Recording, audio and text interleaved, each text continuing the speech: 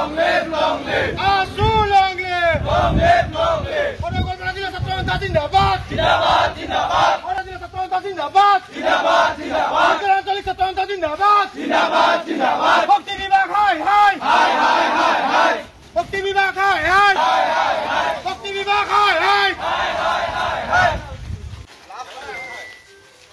Asu long live. Long live, long live. Asu long live. Long live, long live. Asu long live. Long live. Bhakti Vibhag hai hai. Hai, hai, hai, hai. Bhakti Vibhag hai hai. Hai, hai, hai. Bhakti Vibhag hai hai. Hai, hai, hai, hai.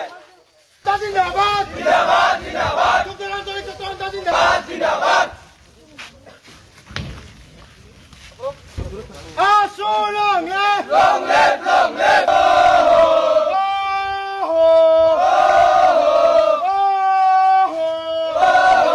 Bhakti Vibhag hai hai. Hai, hai, hai. Bhakti Vibhag hai hai. Hai, hai, hai, hai. Bhakti Vibhag hosiyar. Hosiyar, hosiyar. Bhakti hosiyar. Hosiyar, hosiyar. Asu long live. Long live, long live. Asu long live. Long live, long live. Joyayako. Joyayako. Joyayako. Joyayako. Joyayako. BJP सरकार को back. Go back, go back. होशियार. Hosiyar, hosiyar. BJP सरकार को back. Go back. BJP सरकार होशियार. Hosiyar, hosiyar.